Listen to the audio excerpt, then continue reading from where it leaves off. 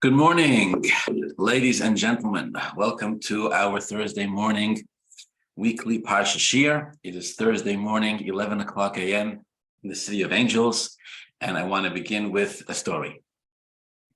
A story that was related actually by the Lubavitcher Rebbe himself.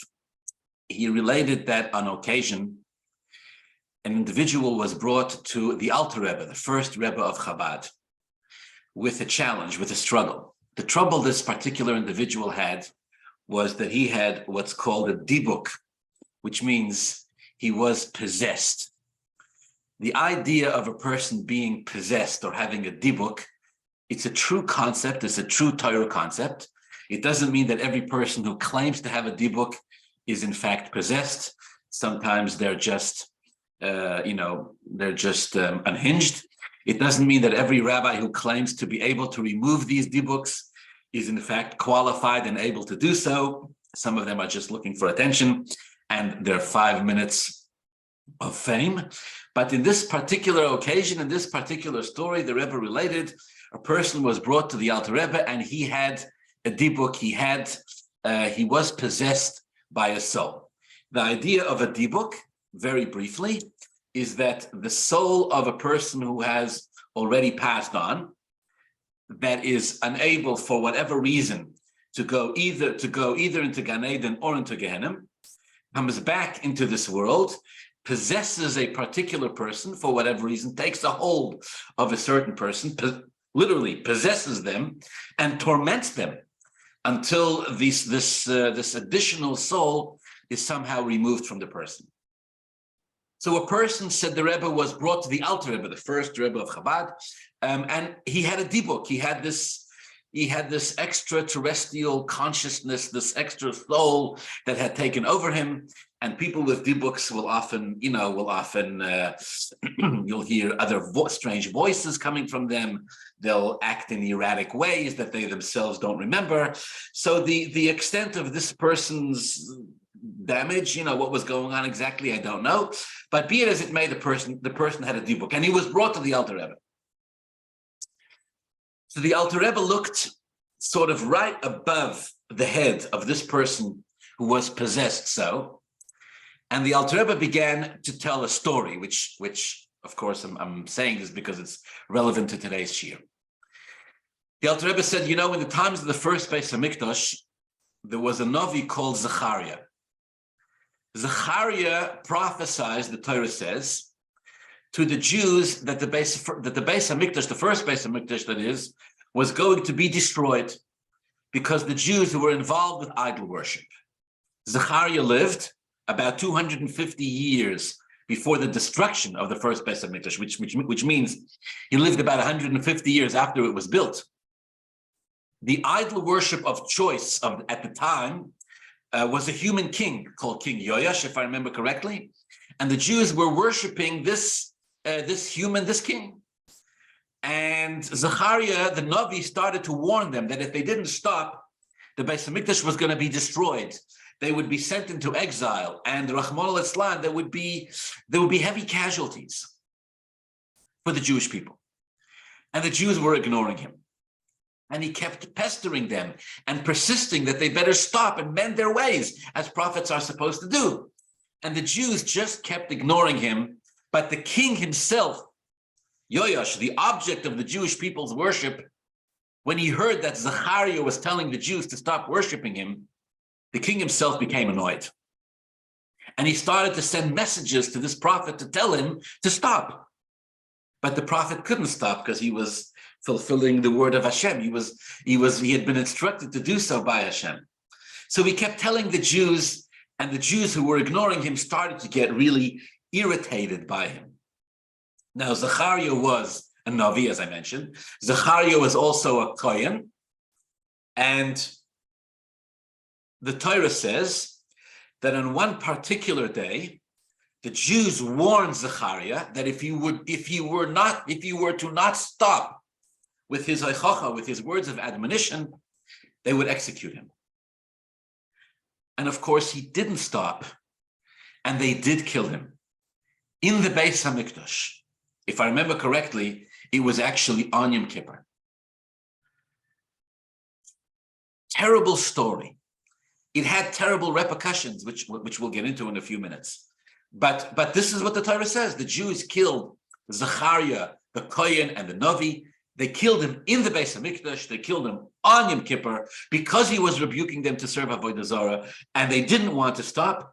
And so the Jews had him executed. So again, that the Alter Rebbe is talking about this, telling the story in the presence of an individual who's possessed, who's got a dibuk.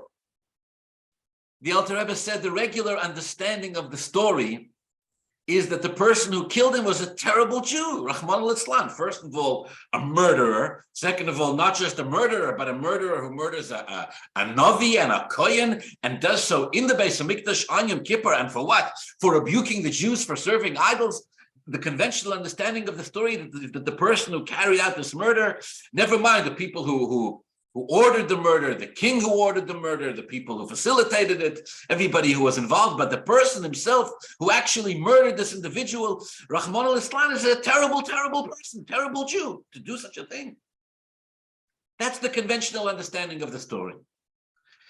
Said the Alter Rebbe, there's a deeper layer, there's a deeper dimension to the story. We can be malamed schus. We can actually look at this individual from a positive perspective. There's something good to be said about him. How can you possibly say something good about a Jew who carries out such a terrible aveira? I mean, a Navi and a Kohen and the Beis HaMikdash and Yom Kippur. All these factors combined. Said the Alter Rebbe, the Jews knew that what Zechariah was saying was true. They believed him.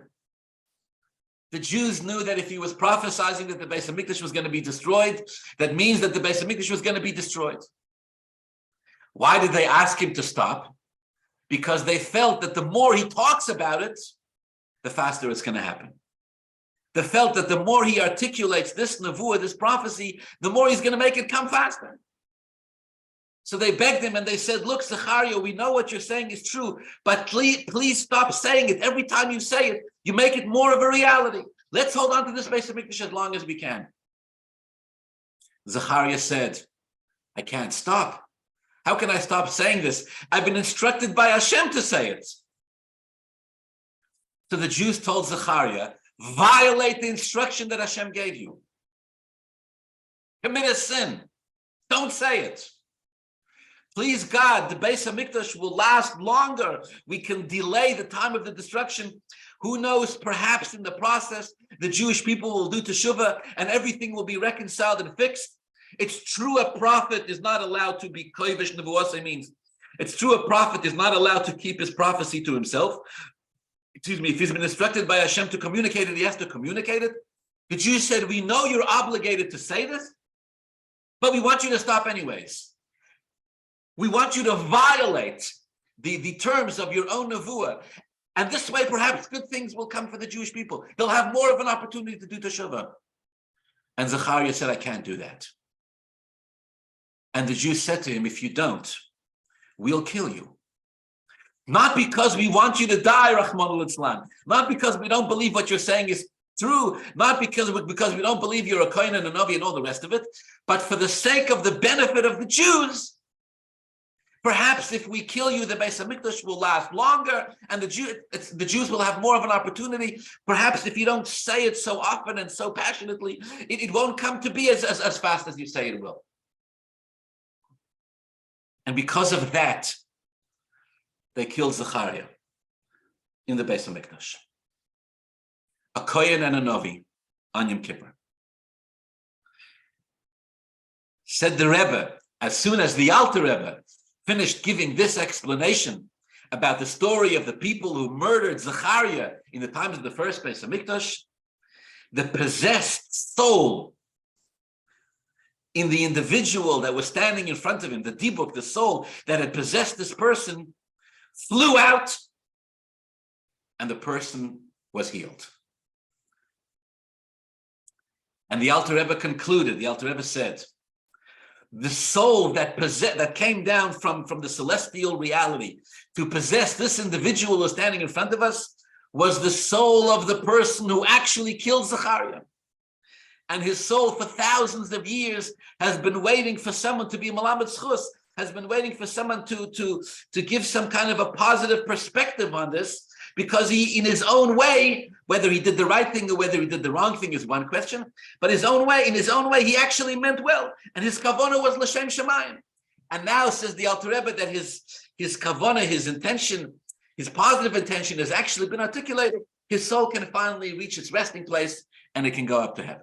That's the story. There was a reason why the Rebbe related the story, which we're not going to get into right now. But either way, be it as it may, that's the story that he related.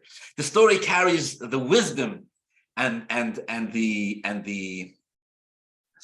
important reminder of how it is that sometimes you look at something that looks so terrible, such a terrible crime was committed by a yid, and yet there may be sometimes a positive perspective on it, or a way to look at it with a different pair of glasses, where you can see things in an entirely different way. All right, that's my introduction to today's shiur. If you have a chumash in front of you, open up to this week's Parsha, Parshas Tisa. I'm going to start with Perek Lamed Aleph, Pasuk Yud Ches. Perek Lamed Aleph, Pasuk Yud Ches, actually the beginning of one of the longest aliyahs in the Torah, which is the second aliyah in this week's Parsha, Parshas Tisa, Sheni. The Torah says, in the middle, the Torah here is in the middle of talking about all of the mitzvahs with regard to the construction of the Mishkan. We've been introduced to Betzalel and Oholiav, the master architects, the master designers of the Mishkan. We've been introduced to the mitzvah of Shabbos, reminding us that even the construction of the Mishkan may not desecrate the Shabbos. And then, seemingly out of nowhere, the Torah goes back to a story that we had heard in Parshas Yisro and Mishpatim. The Torah says, when Hashem concluded speaking to Moshe Rabbeinu in Har Sinai, Hashem gave him shnei luchos ha'edus. The two luchos referred to as the luchos ha'edus. Luchos Evan, they were tablets of stone, ksuvim be'etzba Elokim, written by the finger of the Rabbanu Shloim himself. And then the Torah launches right into one of the most famous and one of the most painful stories, the story we know of the Egel Azov. The people saw that Moshe Rabbeinu was delayed in coming down from the mountain. The people gathered themselves around or next to Aaron, and they said to him, come on, get up, make for us a Elokim, who will lead us. Because this man Moshe, who took us out of Mitzrayim, we don't know what happened to him. The pasuk, the Torah does not give us a lot of. There's not a lot of real estate here dedicated to the story. The Torah goes right into it. Aaron tells them to gather the rings that were in the ears of their wives, their sons and their daughters, and to bring it to him.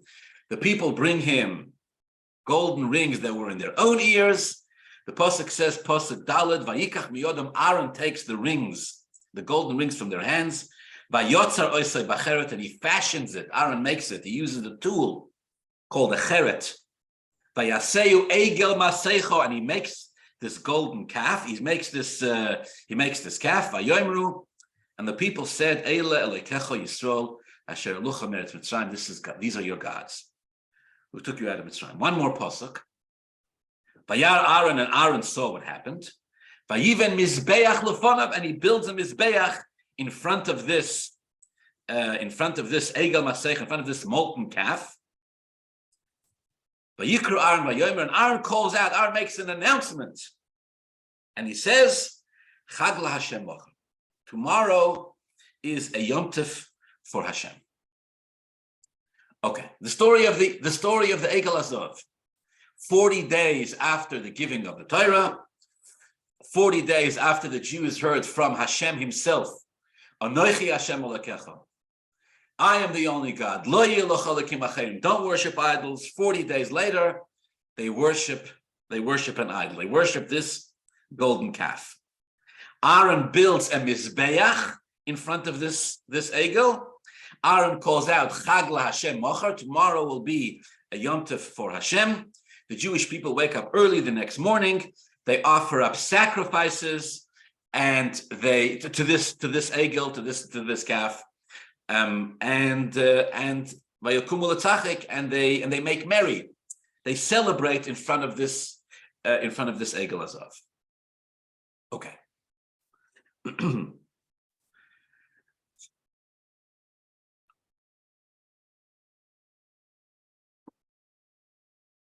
In addition to the difficulty in understanding how in 40 days the Jews can go from the highest of the high, from standing at the foot of the mountain, experiencing a godly revelation that was and remains and always will be unparalleled in all of Jewish history, to 40 days later descending to a level where they're bowing down to an idol. All right, Rashi, the Gemara says very famously that they were involved in murder, which we'll talk about a little bit. They were involved in incestuous relationships. In addition to the difficulty in understanding how they go from year to year in 40 days. And it wasn't even in 40 days, because it seems like until the 39th day, everything was fine. All that happened was that Moshe Rabbeinu was delayed in coming down from the mountains. How do they go from 1 minute thinking or realizing or being concerned with the fact that Moshe was delayed till 1 minute later, Avoda Zara, Gilui Arayis, and Shvichas Damim? I mean, how do you go from 0 to 60 in 0.6 of a second? In addition to that difficulty with the story, the other most obvious difficulty with the story was Vartzach Padaegim, that literally jumps out of the page, is that the entire thing is orchestrated and facilitated and enabled by Moshe Rabbeinu's brother, by Aaron. It seems to be Aaron's idea, it seems to be Aaron's execution, and it seems to be even encouraged or perpetuated by Aaron, about whom the Torah literally says, by even Mizbeach Lefonav, and Aaron built a Mizbeach in front of this idol. And Aaron calls out, quote, Chag LaHashem Mocher, tomorrow will be a Yom Tov for Hashem. All right, the commentaries explain very famously that the words Chag LaHashem Mocher were understood differently by the Jews than the way Aaron meant it. When Aaron said Chag LaHashem Mocher, tomorrow is a Yom Tov for Hashem, he meant that Moshe Rabbeinu will come down from the mountain, and the Jewish people will see that Moshe Rabbeinu is alive, not dead, as the Satan that showed them that he was in heaven, and the Jewish people will go back to serving Hashem, Chag LaHashem Mocher. But the Jewish people who were already engaged or already excited about serving this Egel, when they heard Chag LaHashem Mocher, they thought he was talking about the idol. And so they woke up early the next morning and they made it into a festival and they started offering sacrifices, etc.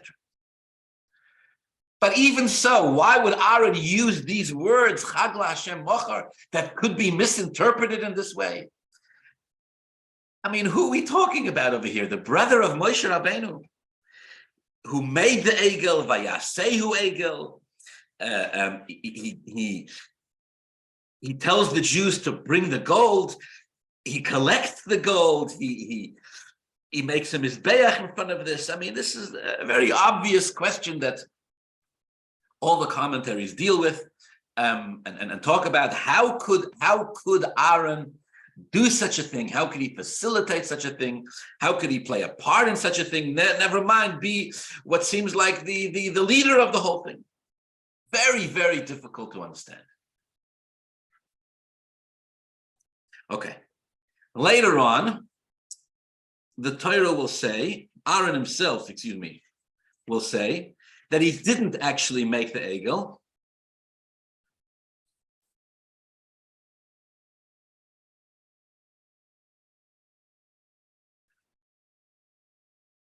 Later on in Perek, in the same Perek Lamed Beis, Posuk Chav Daled, Aaron will say that he didn't actually make the Egel, but just that he took the gold and he threw it into the fire. Vayetze ho'egel hazeh, and this egel, this calf, sort of came out on its own. which is also difficult to understand. It seems to be not the same story as the Torah said originally. Originally, the Torah itself says, quote, "Vayotzar oisai bacheret," that Aaron crafted this egel bacheret. Bacheret is a graving tool. Rashi says it's a professional tool that is used to engrave and carve. So how does it says Aaron? Excuse me. Is Aaron changing the story when he says, "I threw the gold into the fire and this calf came out"? This is difficult to understand. But in addition to which, the Torah says clearly again later on in Pasuk Lamed Hey, it says, "Vayikoif Hashem esom," that Hashem punished the people, Asher Asar Egel, because they made the egel, and the Torah says clearly Asher Asar Aaron, that Aaron was the one who made it. Okay, I don't know. Needless to say, I don't know that we'll be able to exhaust the topic in these couple of minutes that we learn here. Of course, there are hundreds, thousands of commentary and perspective. There is, I want to mention, just for clarity's sake, there is the conventional understanding, which Rashi quotes and the Medrash quotes, and is the mainstream understanding, that Aaron was involved, that everything that Aaron did, he was doing as delay tactics. He was just desperately stalling for time. He saw where the Jews were at. He saw their perspective. He saw, what was going on with them. He saw that they were in a psychological state and an emotional state that they couldn't be reasoned with. So he figured the best strategy was to just hold them off, if we could just delay them long enough. He knew Moshe Rabbeinu was coming down. He knew it was just a question of time. He figured if we could just get the Jews to hang in there and wait long enough, everything will be fine. It's like sometimes a person, it's a tremendous lesson in its own right. Sometimes a person gets into a psychological or emotional place where they're, whatever the case may be, they're angry, they're in pain, they're desperate, they're just in this place they cannot be reasoned with. If you cannot reason with a person, often the best thing you can do is just delay, just wait. Even if it's just as simple as 24 hours. Everything can change in 24 hours. Sometimes just a little bit of time, a meal, a sleep on it, a night's sleep is enough to snap the person click the person out of their psychological and emotional stuck state. And then from there on, they can, you can reason with them and can move on from there. So Aaron was trying to delay. There's a golden rule with written correspondence. If you've written a letter or an article or an email that is sharp, that is harsh, this piece you've written is going to have consequences. So they always tell you, once you've written it up, before you actually hit send, before you send it to the editor or put it in the mail or whatever the case may be, they always say, wait 24 hours. Write it up, prepare, put a stamp on it, put the address on it, prepare the email, leave it in your drafts box just for 24 hours. And if you still feel the same way in 24 hours, Gesundheit, send it. It's free country. You can say whatever you want. But give yourself that moment just to cool off. So this is I don't mean simple chas v'sholom as in superficial. This is the Medrash. The Medrash says this. Rashi says this. This is the if you will, the mainstream understanding is that Aaron is desperately trying to, with the only tactic he has left against the Zara, which is just to kick this can down the road far enough so Moshe Rabbeinu can come down and the Jews can wake up. It doesn't work. The pasuk says the Jewish people wake up early the next morning and they immediately engage in Avoda Zara. They're in the clutches of the Zara. But here there is a Rashi. Rashi quotes the Gemara. We'll study together the Rashi and the Gemara because the Gemara is really tzrichot Talmud, so to speak. The Gemara really needs to be this. It's a profound statement in the Gemara. It needs to be really studied and digested. But let's start with the Rashi. So the Rashi I want to read just a few lines of is Rashi on Pasuk Hey. Vayar Aaron, the Pasuk says, Aaron saw. And he built a mizbeach, he built an altar in front of this egel. Vayikra Aaron, and Aaron calls out and he says, Chag LaHashem Mocher. Tomorrow is a Yom Tov. Tomorrow is a Yom Tov, is a feast or a festival for Hashem. The second Rashi begins with the words Vayikra v'goymer Chag LaHashem Mocher. Tomorrow will be a Yom Tov. Says Rashi, V'loi hayoim, not today. Shema Yovei Moshe koydem she'avdu zeu pshutai. Again, a delay tactic. Aaron is hoping it will be delayed. Umedrashay b'Vayikra Rabba, says Rashi, the Medrash in Vayikra Rabba, Dvorim harbe ro Aaron. And it says Vayar Aaron. Aaron saw. What did he see? What did he see? He saw the egel? Everybody saw the egel. Right? And it says Vayar Aaron means there was something that Aaron saw that nobody else saw. It says Rashi, Ro'achur ben achoisoi shehoya moichicham v'harogu. Aaron saw his nephew Hur had been slain by the Jewish people. The Jewish people murdered him. Shehoya moichicham, because he was rebuking them for what they did. And they killed him. The Zehu, vayiven mizbeach lefonov, vayoven mizavuach lefonov. Pay attention to this. The pasuk says, Vayar Aaron, Aaron saw, vayiven mizbeach lefonov, and he built an altar in front of it. Now, you know, in the Torah, there is no nakudas. You know, nakudas are those, nakudas means dots. Nakudas are the dots that tell us how to pronounce letters, or how to pronounce words. In the Torah, there's none of these dots. In the Chumoshim that we use, they have dots to tell us how to pronounce the words. In the Torah itself, it isn't that way.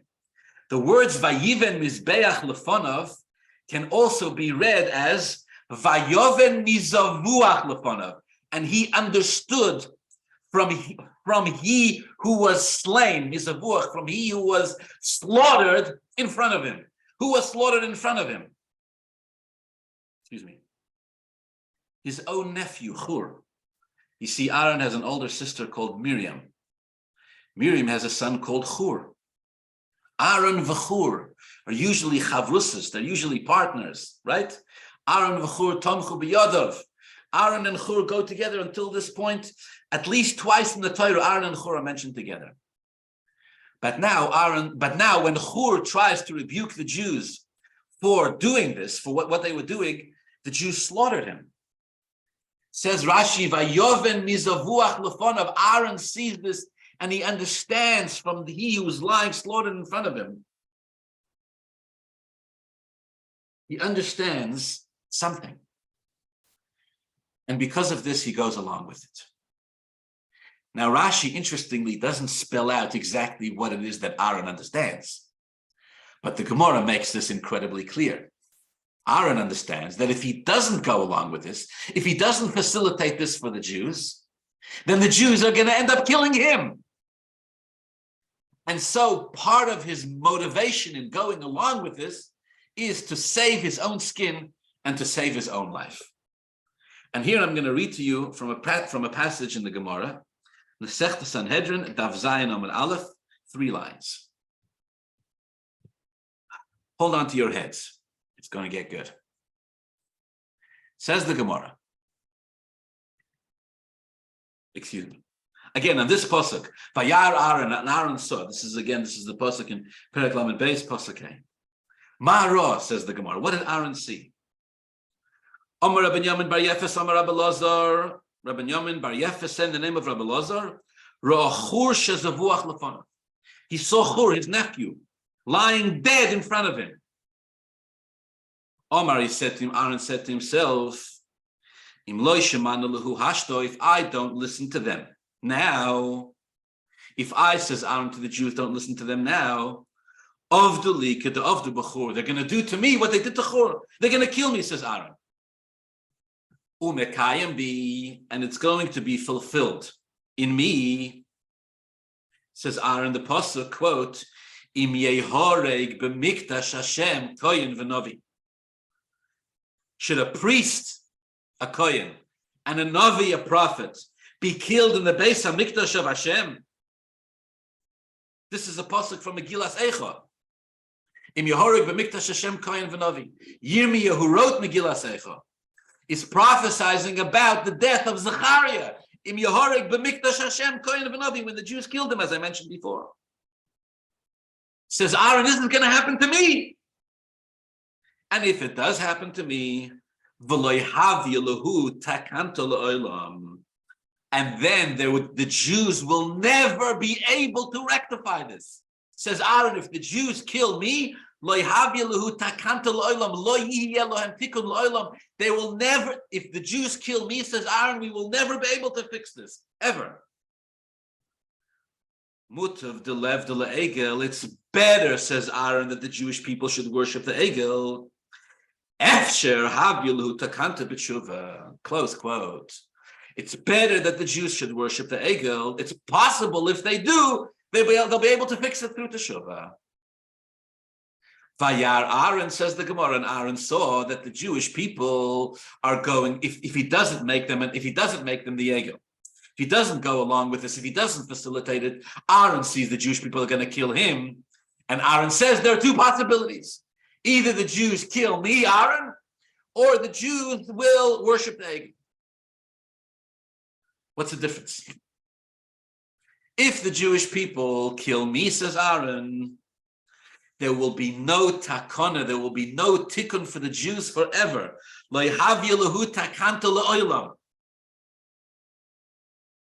Whereas if they worship the golden calf, efsher, it's possible, maybe they'll be able to fix it through teshuvah.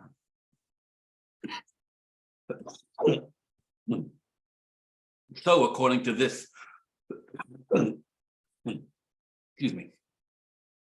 according to this understanding, Aaron knows exactly what he's doing. He's going into this with two open eyes. He's not just delaying. He knows that what he's doing is going to be responsible for the Jewish people to worship the Egel. But Aaron says, actually, out of the two options that we have in front of us, the Jewish people worshiping the Egel is the better option. Why? Why is that the better option? Because the other option, says Aaron, is that they're going to kill me. And if they kill me, it's finished. There will be no takana for the Jews forever. This way, if they worship the Egel Azov, at least efsher, it's possible they'll be able to do teshuvah. In typical Talmudic style, that's it. That's all the Gemara says. And the Gemara moves on to other things.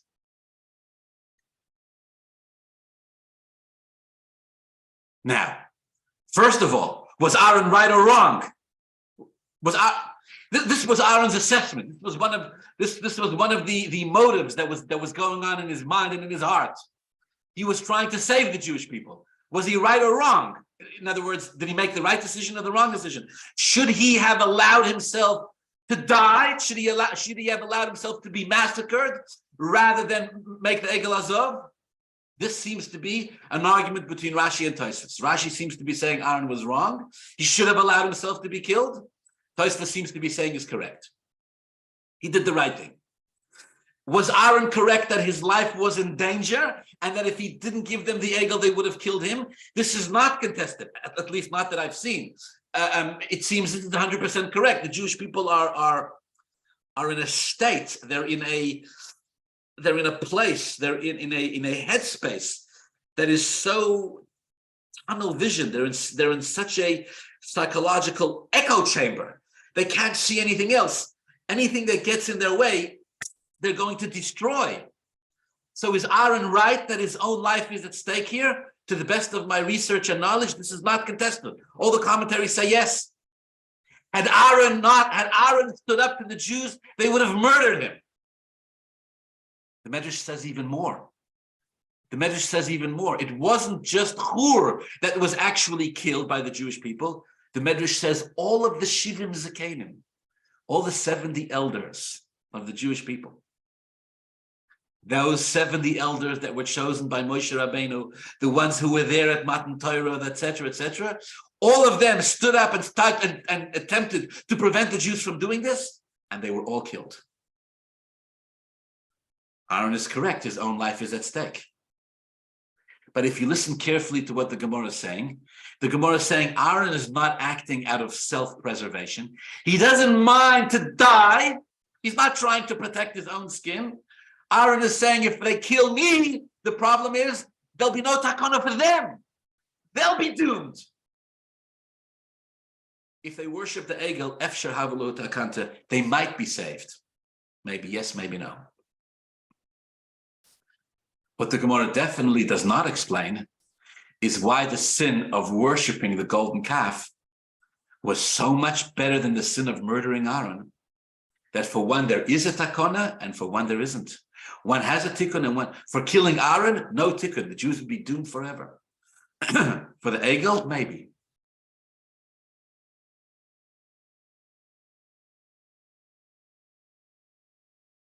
By the way, the fact that Aaron says that if they worship the Egel, there may be a takana, takana b'tshuva, they may be able to do teshuva. It's clear what this means because as the story plays out, the Rabbi Shalom wants to annihilate the Jewish people, all besides from Moshe Rabbeinu, kill them all. Moshe Rabbeinu begs and pleads and even at one point threatens. Only after that does the Rabbi Shalom agree to accept the Jewish people's teshuva and for them to move on, etc. And even then, many of the Jews were killed in the process. Shloishes alfish, at least 3,000 people were killed, and later on, I believe, even more.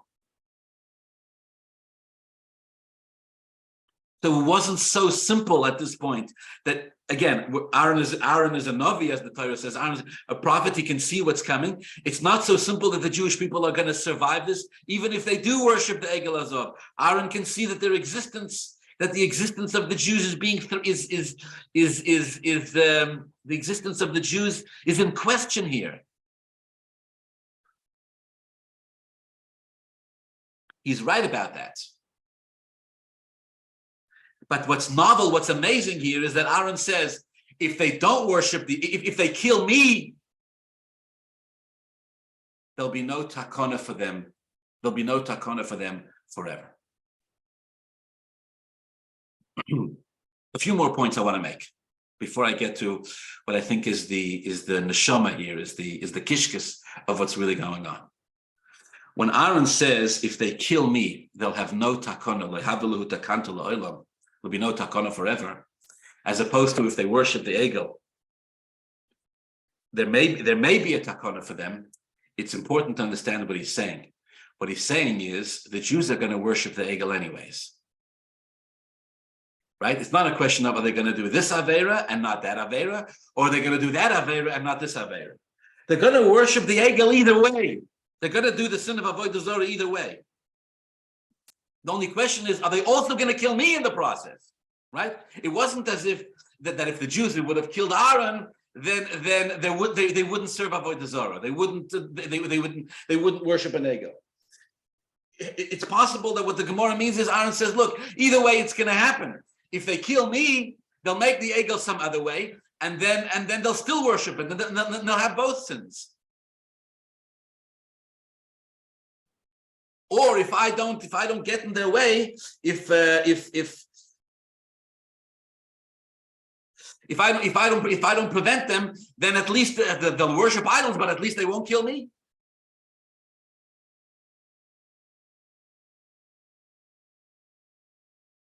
Another point I want to make. What consequence does Aaron himself face for this? What punishment does Aaron get? Here, in this Parsha, the Torah doesn't speak about anything that happens to Aaron because of this. But later on in Parshas Eikev, when in Devorim, when Moshe Rabbeinu repeats the story, there's a pasuk there that says, Ba'Aaron hisanaf Hashem. Moshe Rabbeinu says, Hashem got very angry with Aaron. And Hashem wanted to lashmida, Hashem wanted to annihilate him. Hashem wanted to wipe him out. Moshe Rabbeinu says, and I davened for Aaron at that time. Rashi says there in Parshas Eikev that Hashem wanted to, because of this, because of what Aaron did, Hashem wanted to kill Rahman al-Islam, Aaron's 4 sons. Moshe says, I davened for Aaron, and my tefillah was half successful. Only 2 of his sons died, not of an Avihu, not the other 2. Now, of course, Nadav and Avihu died without children.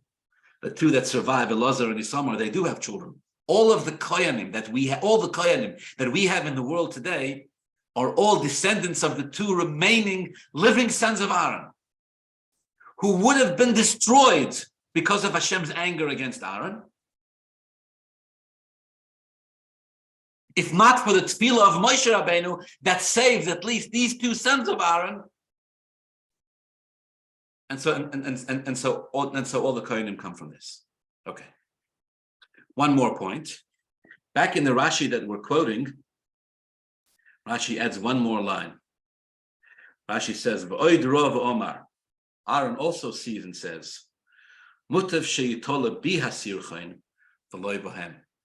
Aaron says, you know something? If there's an Aveira that has to happen here, let it be on me and not on them. Aaron takes the fall for the Jewish people. He says, if someone's going to commit a sin here, if it's going to happen anyways, right? Like I said before, if it's going to happen anyways, let it be on me and not on them. And so Aaron takes the blame, takes the fall for the Jewish people. Okay. These are some of the insights, some of the ideas in the Gemara and in the Medrash. I want to take a couple of minutes and I want to go to the kishkes here. I want to get to the neshama. And I want to actually try to digest for a minute this statement of Aaron. Aaron says, if the Jewish people kill me, it'll happen to me, it'll be fulfilled on me, im yehoreg b'mikdash Hashem kohen v'novi. And there will be no takana for the Jews forever. Whereas it's better, he says, that they should serve the Egel, in other words, serve the Egel and not kill Aaron.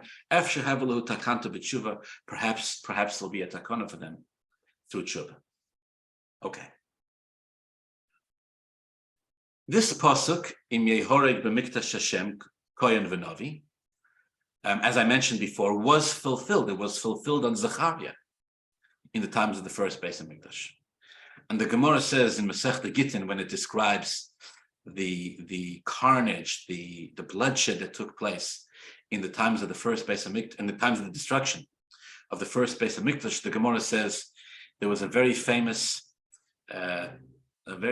human butcher. There was a very famous murderer, sadistic, anti-Semite, cruel human being called Nebuzradan, if I remember correctly. Nebuzradan, yeah. Nebuzradan, when it came time to destroy the first Beis Hamikdash, was there. And as he walked into the Beis Hamikdash, he saw the blood of Zechariah in the place where he had been killed, was sitting on the floor and it was bubbling. For 250 years, the blood of Zechariah was lying on the floor of the Beis Hamikdash bubbling. And the Nebuzradan says, what is this? And the people are ashamed and in fear that Nebuzradan is going to use this as an excuse to kill them. They lied to him. They told him it was the blood of sacrifices of animals. Anyways, the Gemara says they shechted an animal. They compared the blood. They saw it wasn't the same. And so Nebuzradan said to them, the people there, the Jews there, you either tell me the truth or I'll rake the flesh off your bodies with cruelty. And they told him the story. We killed one of our own Nevi'im. And the Gemara says that he told them that, and they told him that before this Navi was killed, he said to the Jews, if you kill me, Hashem will avenge my blood. And it's still sitting here and it's still bubbling. And the Gemara says Nebuzradan killed 940,000 Jews and let their blood fall on the blood of Zechariah. He brought Kohanim, he brought the Sanhedrin Gdola, Sanhedrin Tana, he brought children, Rahman al-Islam, and the blood was still bubbling. Nebuzradan, after 940,000, he brought Pirchei Kohana, he killed 940,000 Jews in an attempt to get this blood to appease the death of Zechariah. And it still didn't work. The Gemara says Nebuzradan bent down and talked to the bubbling blood on the floor, representing Zechariah. He said, Zechariah, I've killed the finest of your people. Do you want me to kill them all? And the blood stopped bubbling. And then in the most fascinating and I should say typical Talmudic Midrashic style, the Gemara says, Nevuzradon, after he had done that, said to himself, wait a second. If that is, Nevuzradon said to himself, wait a second. Nevuzradon said, what's going on here? If the revenge, if the vengeance for killing one Jew, Zachariah, is what I just did here for the Jewish people, then could you imagine the vengeance that's waiting for me, Nevuzradon himself, after what I did for the Jewish people? Just jaw-dropping, fascinating Talmudic passage. The Gemara says he ran away and he converted. He became a ger. He sent a message to his home, to his family, telling them what to do with his financial assets, and he himself became a ger. Aaron says, if they kill me, and I become the Im Yehoreg b'mikdash Hashem kohen v'novi, there'll be no takana for the Jews forever. Okay. What does this mean? Whereas if they just worship the Egel, efsher, it's maybe they'll have a takana through teshuvah.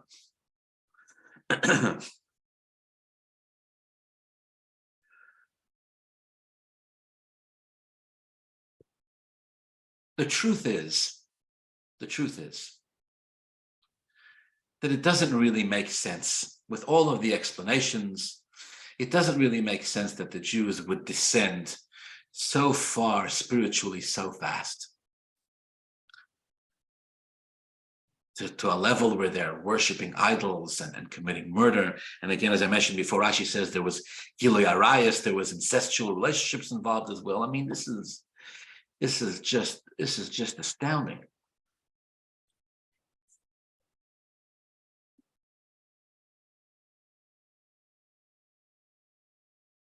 Doesn't really make any sense. Moshe Rabbeinu was delayed. Okay, so Moshe Rabbeinu was delayed.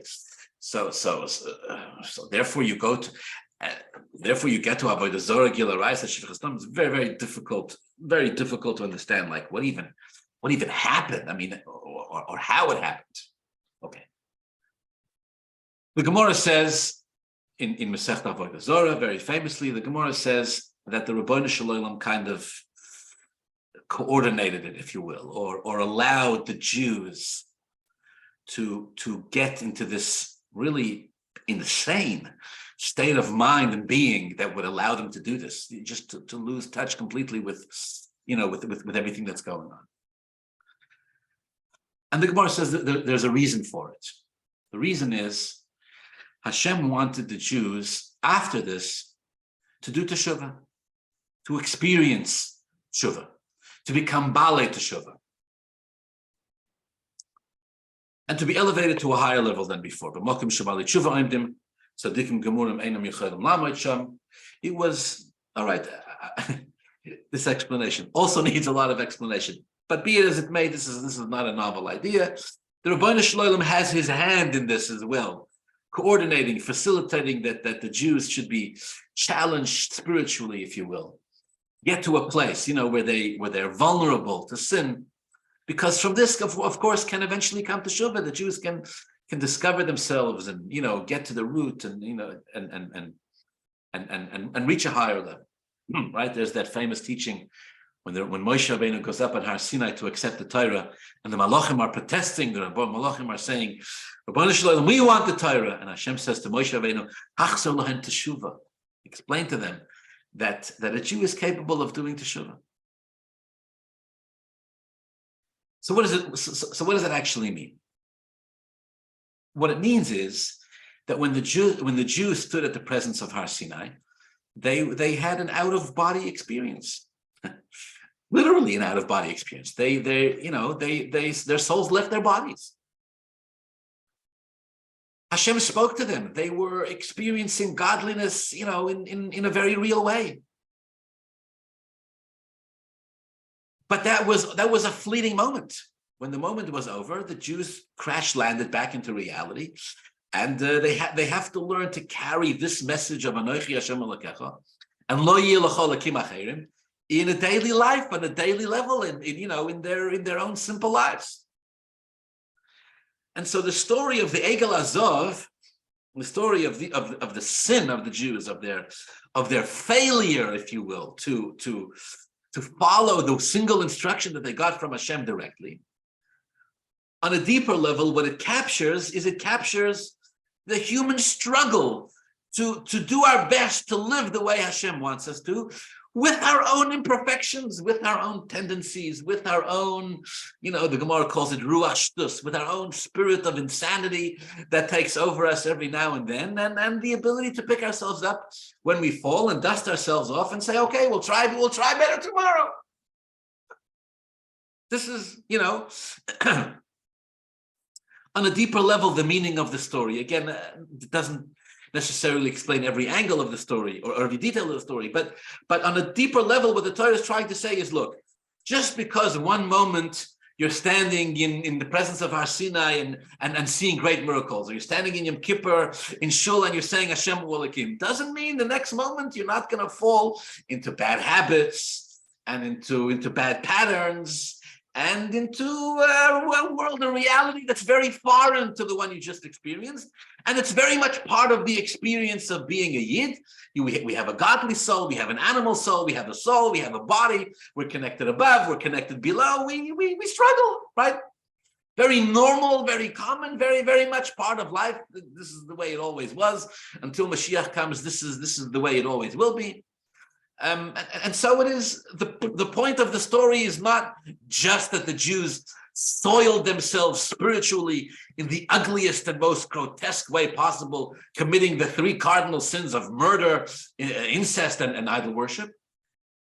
The story is that the Jewish people were able after that to do teshuvah, and to the best of their ability, and beg forgiveness, and daven to Hashem, and Hashem even forgave them to one degree or another. When Hashem did forgive the Jews for the sin, for the Aveir of the Egel Azov, that was when Hashem gave the Jews the mitzvah to build the Mishkan and the Beis HaMikdash.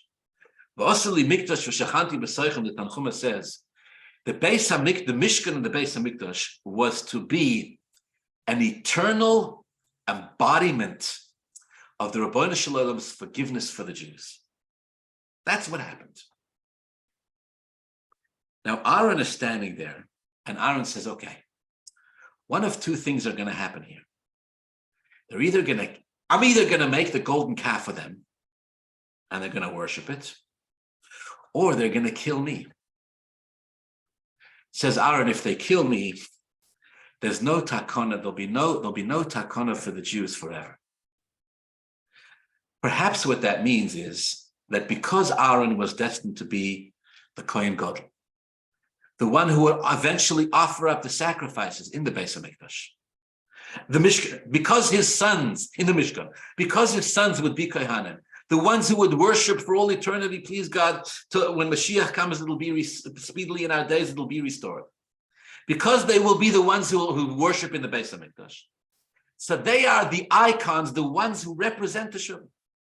The ones who will worship in the Beis HaMikdash and the Mishkan, a building which is erected to be the icon, to be that which represents the place where Hashem and the Jews reconcile.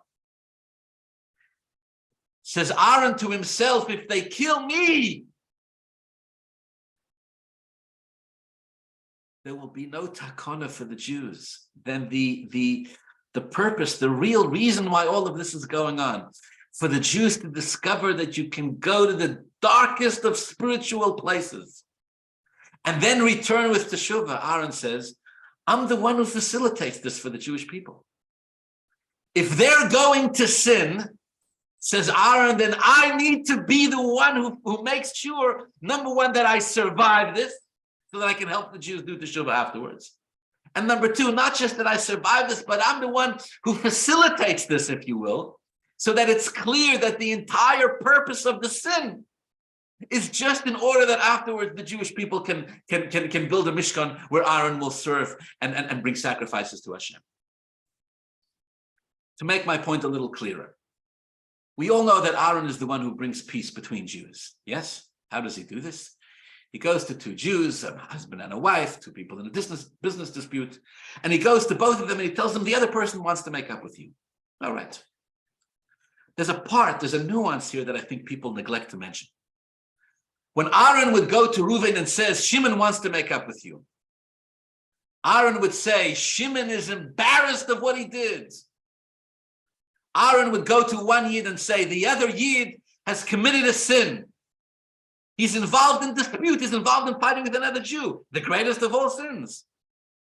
Says Aaron to the Yid, you should know the other Yid wants to do teshuvah. He's embarrassed of what he did.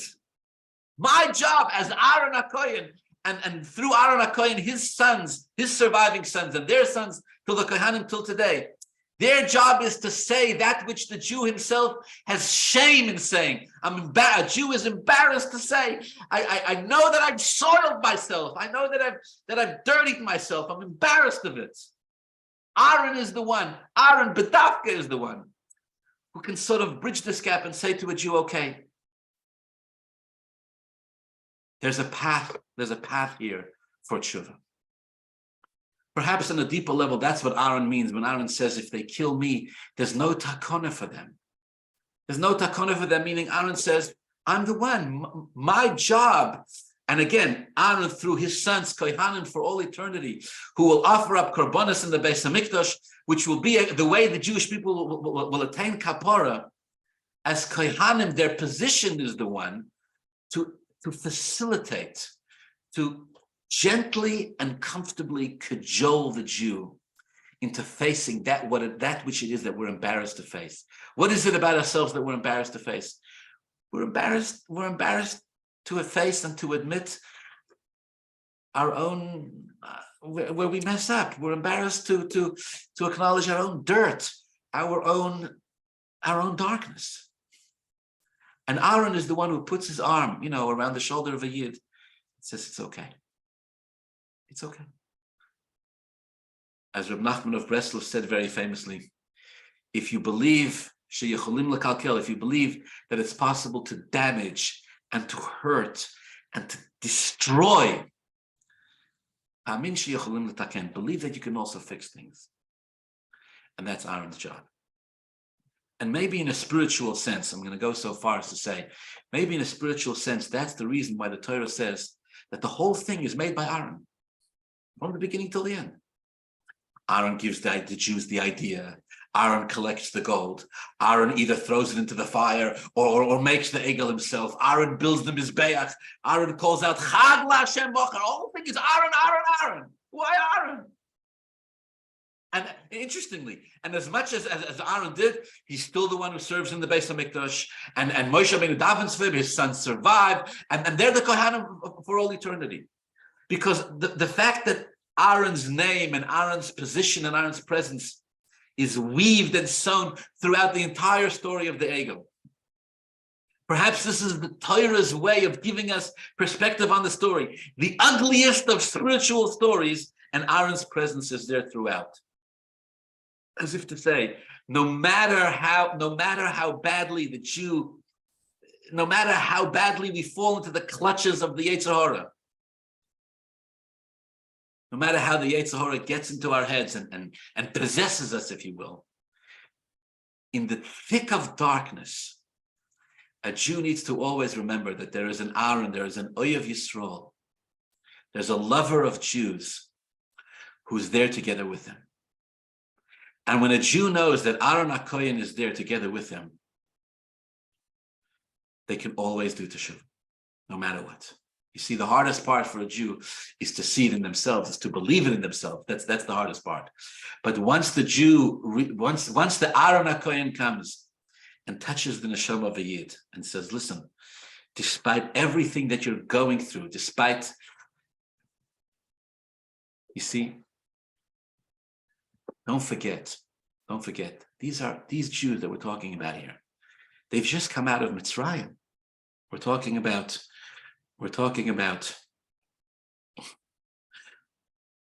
90, 50 days since Yetzias Mitzrayim till Matan Torah, plus another 40 days, 50 and 40, 90 days, 3 months after the Jewish people left Egypt. After the abuse that they'd been through for 210 years, after their babies were ripped out of their arms and put into walls and thrown into the Nile River after Pare was bathing in Jewish blood. I mean, these are people who've been through abuse and trauma on the highest of levels. Yes, they experienced Matan Torah, of course. Yes, they were chosen to be Hashem's chosen nation. But the scars, the pain that they're carrying around, to heal these Jews, you need an Aaron HaKoyen who is an Oyev Shalom, V'roid of Shalom, who will look at the Jews and kiss them and say, I love you. And I know that you're not doing this because this is what you really want to do. I know that you're doing this because you're hurting. Aaron says, but people who are in pain will sometimes inflict the most amount of damage upon themselves. Aaron says, they'll kill me if I'm not careful. Now, why would they want to do that? Why would the Jews want to kill the one person who would be there to defend them and to love them and to embrace them in the most painful and difficult of moments? Why would they do that? There's no logical reason for that, because people who are in so much pain act out in irrational ways. Aaron says, I need to protect myself. And if for whatever divine reason the Jewish people need to go through the darkest of spiritual corridors, Aaron says, I'll be with that Jew every step of the way. In our own lives, sometimes we go through our own challenges. We go through sometimes our own tested and trying moments. The Gemara says, this story gives a pischoin peh for a Baal Tshuva. Let no Jew ever say, after what I've been through and after what I've done, I cannot do teshuva, I cannot fix. If the Jews could go through the Egel Azov and emerge from it, then so can we. And just as the Jews in those days had an Aaron HaKoyen, a Jew who believed in them, able to get through it, so it is our responsibility to be there and to believe in every other Jew, in their neshama, in their deep embedded holiness, purity, and goodness, and to find it in every single yid. Have a wonderful Shabbos.